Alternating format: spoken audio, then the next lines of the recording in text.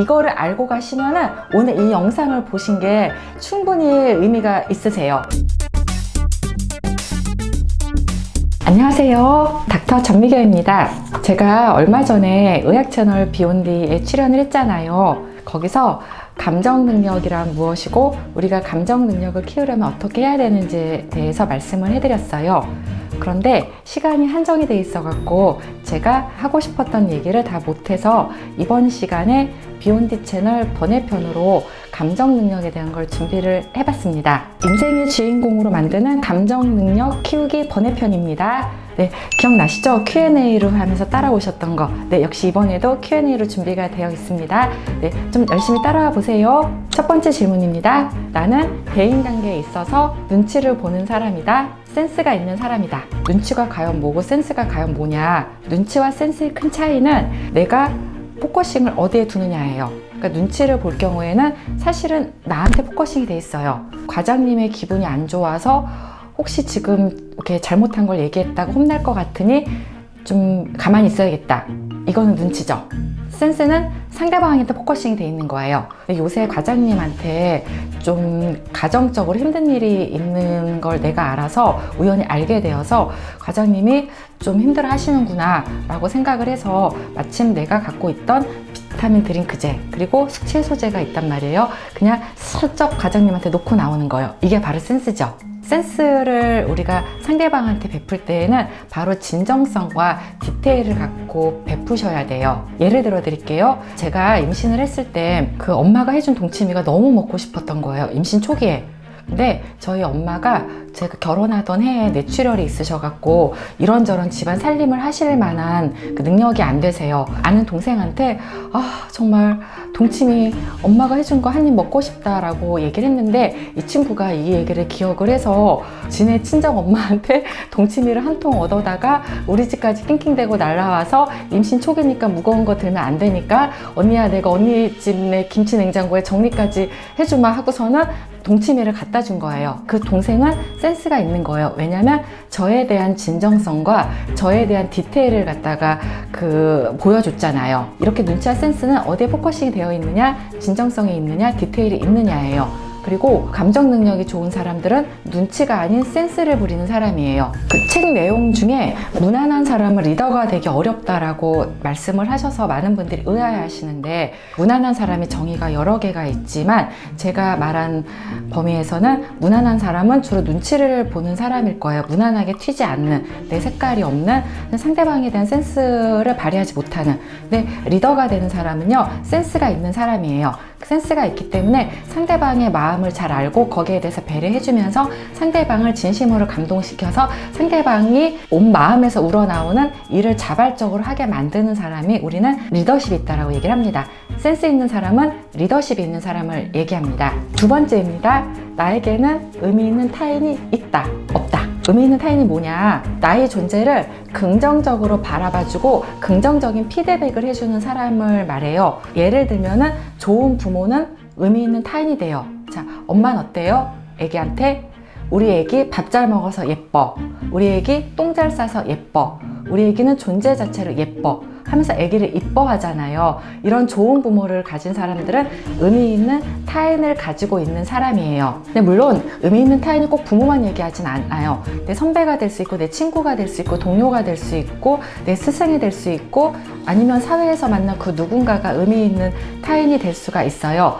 의미 있는 타인을 가진 사람은 인생이 정말 행복해요. 왜? 나는 괜찮은 사람이라는 나에 대한 자기 개념, 셀프 컨셉이 아주 단단하거든요. 그래서 옆에 누가 훅 나를 갖다가 치고 들어와도 별로 흔들리지 않아. 예를 들어 드릴게요. 저는 의미 있는 타인들이 많이 있어요. 그래서 혹시라도 직장 생활이나 나를 모르는 사람들이 저에 대해서 비난을 하거나 괜한 말을 하면서 뒷담화를 할 때 별로 상처받지 않아요. 왜? 그들은 의미 없는 나에게 타인이니까. 그 감정 능력이 좋은 사람들은 일생에 있어서 의미 있는 타인을 적어도 한 명이라도 갖고 있는 사람입니다.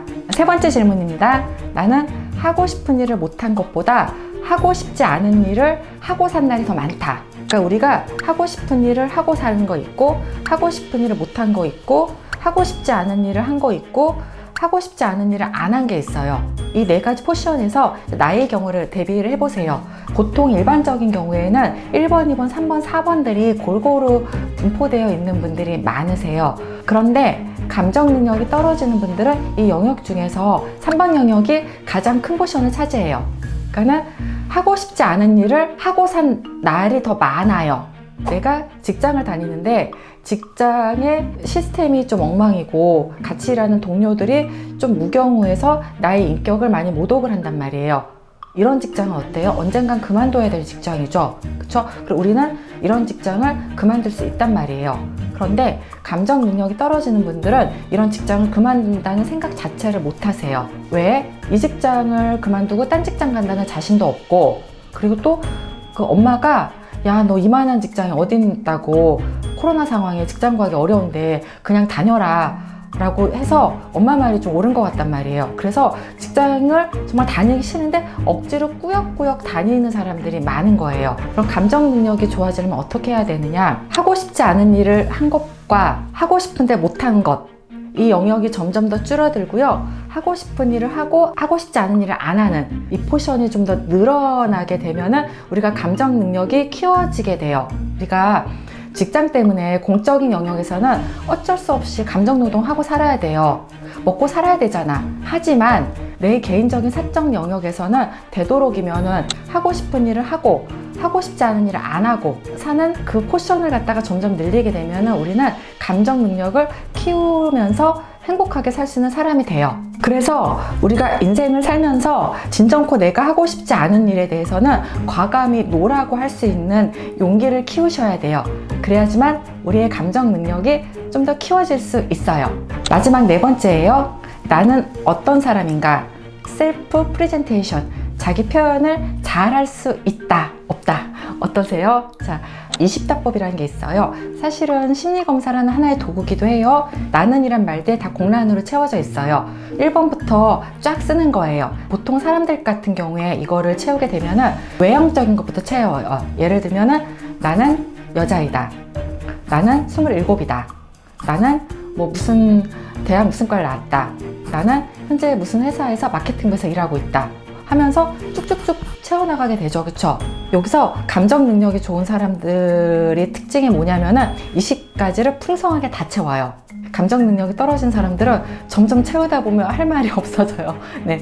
그리고 또 하나 특징이 1번부터 20번까지 채우다 보면은 외면적인 정보부터 내면적인 정보가 나오거든요. 그러니까 어디쯤에 내면적인 정보가 나오느냐를 조금 주목해서 봐야 돼요. 보통 7번째 정도에서 자기 내면성이 나와요. 뭐 나는 뭐 내성적인 사람이다. 뭐 이런 내면적인 프로필이 일반적으로 나오는 게 맞아요. 그런데 어떤 분들은 주저리 막 외형적인 것만 얘기하세요. 나는 뭐 서울대학을 나왔다. 나는 현재 무슨 대학 교수이다. 나는 이런 논문을 썼다. 뭐 그렇게 외형적인 것만 나오시는 분들은 자기 내면을 들여다보는 성찰의 눈이 없고 그 외형적인 정보가 너무너무 중요하신 분들이신 거예요. 그쵸? 이 능력을 키우려면은 나를 들여다보는 연습을 하셔야 되고 나에 대한 이해가 돼야 돼요. 의외로 성격을 물었을 때도 잘 모른다고 하시는 분들 계시고요. 그 내면적인 거, 철학이나 가치관이 없으면은 20답법을 우리는 다 채울 수가 없어요. 그래서 우리는 나에 대해서 들여다보면서 자기 표현할 수 있는 이런 사람으로 사셔야 돼요. 자, 이제는 우리가 살면서 감정 능력을 키우려면 어떻게 해야 되느냐. 여러 가지 방법이 있겠지만 제가 당장 실행할 수 있는 방법을 좀 알려드릴 거고요. 우리가 살면서 나 자신한테 하지 말아야 될 말 하나랑 남한테 하지 말아야 될 말 하나를 알려드릴게요. 이거를 알고 가시면은 오늘 이 영상을 보신 게 충분히 의미가 있으세요. 먼저 나 자신한테 하지 말아야 될 말 알려드릴게요. 바로 잘 모르겠어요 라는 말이에요. 성격이 어떤가요? 글쎄 잘 모르겠어요. A랑 B 중에 뭐가 더 마음에 드세요? 잘 모르겠어요. 이렇게 잘 모르겠어요 라는 말을 하시는 분들은 자기를 들여다보는 연습이 안 되신 분이세요. 물론 세상을 살면서 모든 걸 다 알지는 못해요. 예를 들어서 제가 뭐 다음 책이 나오는데 이 책이 좀 잘 베스트셀러가 될 것 같아요? 잘 팔릴 것 같아요? 저 진짜 잘 모르겠어요. 근데 이건 정말 잘 모르겠어요. 그리고 또 누군가 물어봐. 주지훈 씨랑 유아인 씨 중에 누가 좋으냐? 너 진짜 이것도 정말 고민이 되거든요. 저 둘 다 좋단 말이에요. 그런데 가만히 들여다보면은 나의 가슴의 떨림은 주지훈 씨를 조금 더 향하고 있어요. 그쵸? 저는 주지훈 씨를 조금 더 좋아해요. 네. 이렇게 잘 모르겠는데 들여다보면 답이 나온단 말이에요. 그쵸? 외부적인 상황에 대한 걸 잘 모를 수 있지만 나의 선택, 나의 마음, 나의 결정에 대한 거에 대해서는 잘 모르겠어요 라는 답을 되도록 하지 말으셔야 돼요. 잘 모르겠어요 라는 말은 어떤 얘기냐면은 나 생각하기 싫어요 라는 회피가 가장 커요. 그쵸? 그리고 내가 결정한 거에 난 책임을 지기 싫어요 라는 말이기도 해요. 잘 모르겠어요 라는 말이 습관이 될수록 내 감정을 아는 능력, 나 자신을 이해하는 능력이 점점 더 떨어지게 돼요. 두 번째입니다. 남한테 하지 말아야 될 말이에요. 자, 네가 이해해. 좋죠. 우리 서로 이해하고 살면 이 사회가 얼마나 편안하고 좋겠어요. 그쵸? 근데 제가 예를 들어 드릴 테니까 우리가 그동안 무심코 했던 말이 어떤 의미를 담고 있나 다시 한번 생각을 해봅시다. 아빠가 술을 마시면 왜 우리한테 소리를 지르고 집안 물건을 던지지? 엄마? 아빠가 회사에서 스트레스가 많잖아. 네가 이해해. 내가 결혼을 갓 한 새 신부인데 서울에서 시댁까지 왕복 6시간 거리인데 우리 시어머니는 매주 토요일마다 와서 자고 가라고 하는데 내가 너무 힘드네. 직장까지 다니는데. 우리 엄마가 사시면 얼마나 사시겠어. 사시는 동안 효도해야지. 네가 이해해. 어떠세요? 좋은 뉘앙스 아니죠? 저 이런 경우 당해본 적 있어요. 레지던트 때 교수님이 당신이 오더 내놓고 당신이 결정해놨는데 뭐가 좀 잘못됐어요. 그러니까 저한테 막 소리 지르면서 어쩌고 저쩌고 하시는데 그 자리에 제가 아니 이거 교수님이 하셨고 왜 저한테 이러시냐 라는 말 못하잖아요. 그래서 그냥 네 죄송합니다 그러고 왔는데 열은 받잖아요. 그래서 선배를 붙들고 하소연을 하자. 선배 이제 내가 그거 진짜 이래저래 저래 해갖고 난 그 환자가 그게 그렇게 된지도 몰랐어. 자기가 저래 놓고서는 왜 나한테 저래? 근데 선배가 저한테 하는 말, 전 선생이 이해해. 그 말 듣고선 어떻게 해요? 그러면 제가 이해하죠. 선배하고 대화를 끊어버리죠. 이해하라는 말의 의미는 뭐냐면 정확하게 짚어드릴게요. 겉으로는 네가 포용하는 척해. 그런데 속으로는 네 감정 포기해. 이 얘기예요. 그쵸? 이해 좋죠. 좋은 말이죠. 근데 그 이해는 내가 내 스스로 마음에서 우러나서 하는 거지 남이 감히 나한테 이해하라 말아라고 왈가왈부할 수 있는 것이 아니에요. 그래서 우리는 살면서 타인들에게 네가 이해해 라는 말을 하지 않으셔야 돼요. 상대방의 감정을 무시하는 행위고요. 상대방의 감정 능력을 떨어뜨리는 행위가 돼요. 그럼 어떻게 해야 되느냐 이런 경우에 네 쉬워요. 네가 이해가 안 되는구나 예요. 네가 이해가 안 돼서 속상하구나. 네가 이해가 안 돼서 화났구나 라고 하시면은 그래도 공감 능력 떨어진다는 얘기는 어디 가서 안 들으세요. 결론입니다. 우리가 감정 능력을 키우기 위해서는 내 가슴과 내 머리가 시키는 내비게이션의 방향을 잘 따라가 보세요. 잘 들여다보시고요. 바로 이런 연습과 훈련과 실행이 되신 분들은 감정 능력이 키워질 수 있고요. 이 키워진 감정 능력은 바로 나의 삶을 자유롭게 하고 나를 행복하게 할 것입니다. 구독자님도 모두가 감정 능력을 키워서 행복하셨으면 좋겠습니다. 이상 닥전TV였습니다. 구독, 좋아요, 알람 설정 부탁드릴게요. 제가 의학 채널 비욘디에 갔잖아요. 의학 전문 채널에서 저를 불러주셔서 너무 감사했는데 막상 갔더니 생각보다 너무너무 큰 거예요. 스튜디오가. 사무실도 크고 여긴 그냥 방송국이네. 그쵸?